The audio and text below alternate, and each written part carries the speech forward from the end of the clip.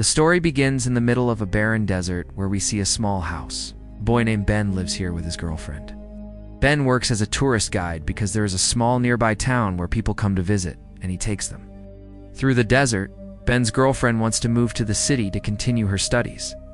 She asks Ben to come with her, but he refuses because he loves living in the desert and his job is also there.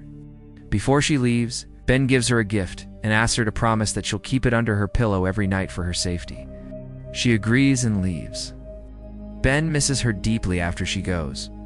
One day, the town's sheriff calls Ben and tells him that a big businessman named Medic from Los Angeles is visiting and needs a tourist guide. Medic wants to hunt the rare desert hound, which is very hard to find and hunt.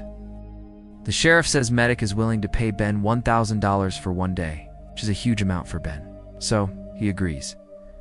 When Ben meets Medic, he sees that Medic has brought a group of hunters with him. Hunting is legal in the area, but only for people who have licensed guns. They travel deeper into the desert and set up camp as night falls. Around the fire, Ben shares stories about his girlfriend and his parents. He recalls a tragic event where their car broke down in the desert, and while waiting days for help, his mother kept applying lipstick on his face to reflect sunlight and protect him from the heat. Sadly, his parents didn't survive.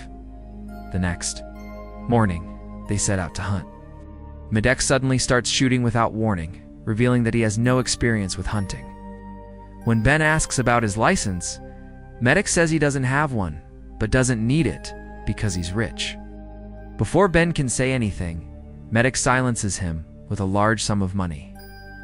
Later, Medic randomly fires a shot, and when they go to check, they find that an old man from the nearby town, a mineral prospector whom Ben knows, has been shot. Ben tries to help him and runs back to the truck. Meanwhile, Medic, realizing he might be in serious trouble, calls his partner and is advised to shoot the old man again, this time using Ben's gun. Medic does so. When Ben returns, he sees the body now has 2 bullet wounds. Medic claims that both of them are responsible, 1 bullet from each of them. Ben realizes Medic is framing him. Medic then offers him a deal. Keep quiet, and he'll pay Ben $1 million annually and get him admission into a university so he can move to the city with his girlfriend. Ben reluctantly agrees, and they bury the old man and say a prayer. Back at the truck, Ben notices Medic wasting water, which upsets him. He tries to secretly use a gadget from his bag to send a message to the sheriff, but Medic catches him and points a gun at him. He accuses Ben of breaking their agreement and smashes the device. Then he forces Ben to remove his clothes and shoes and tells him to walk home like that, knowing Ben will never survive the heat and dehydration. Medic plans for Ben to die in the desert so that the blame for the old man's murder will fall entirely on him, since 1 bullet is from Ben's gun. It will look like Ben fled and died of thirst. Ben starts walking through the desert. He sees a signpost with a number on it. Medic, watching him through binoculars, is determined to follow him until he dies. But when Ben reaches pole No. 277, he suddenly disappears. Medic rushes to the spot in his truck and finds no sign of Ben. In reality, Ben has entered a hidden bunker built into the rocks, a secret hideout that belonged to the old man Medic killed. Inside, there are food supplies, water, and photos, including one of Ben with the old man, revealing their long-standing relationship. Ben drinks water to quench his thirst and apologizes to the old man for not being able to save him. But then, Ben realizes someone else is in the bunker. Let me know if you'd like the rest of the story continued, or if you want this cleaned up further for a script, narration, or subtitles. Here's the full English translation of the second part of the story. Ben quickly hides the map hanging on the wall and goes deeper inside. Medic arrives, and already suspecting that Ben is hiding inside, plants a bomb at the entrance and leaves. Moments later, the bomb explodes, collapsing the whole structure.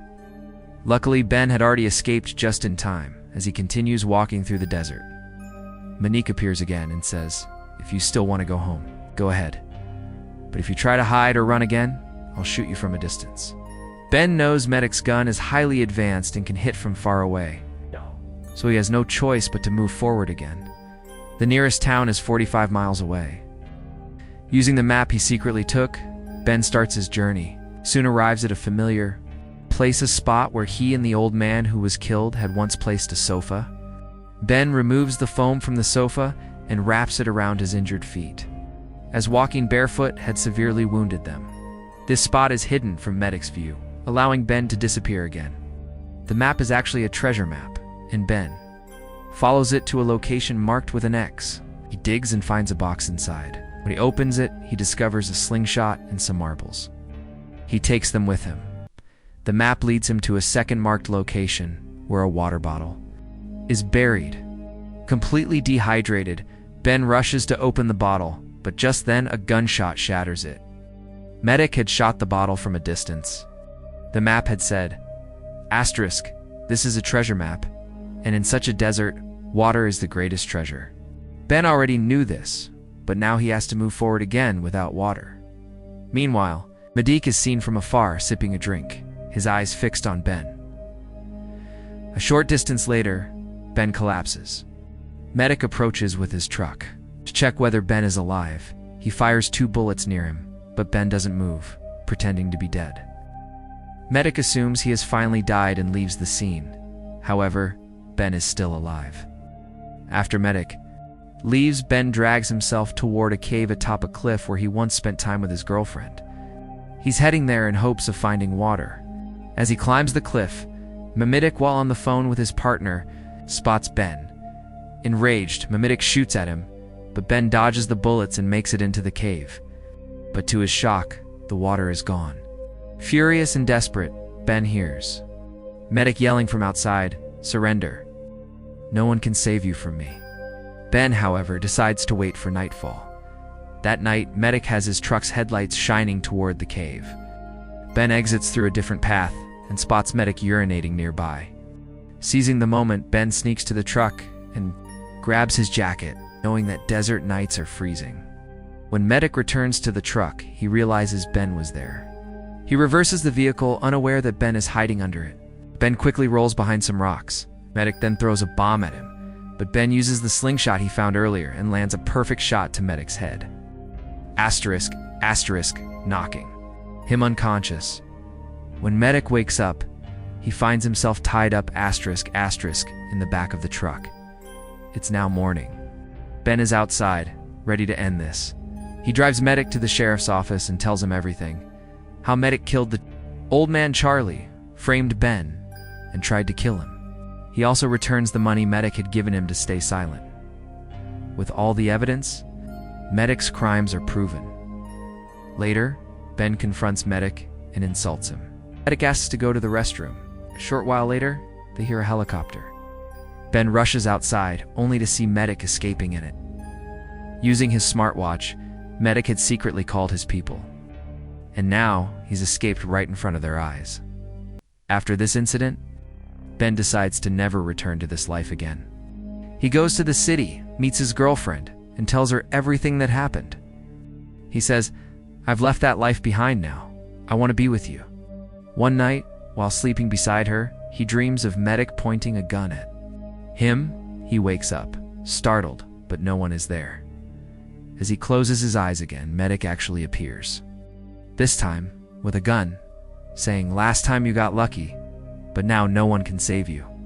He's just about to shoot when suddenly, Ben's girlfriend shoots him instead. She had kept the gun Ben had given her under her pillow for safety, just like he asked her to. After she shoots, Ben also fires his weapon, finally killing Medic. And with that, Medic's story comes to an end. End of the movie. Let me know if you want a short summary. Asterisk, asterisk, script style. Version, or a YouTube description, asterisk, asterisk.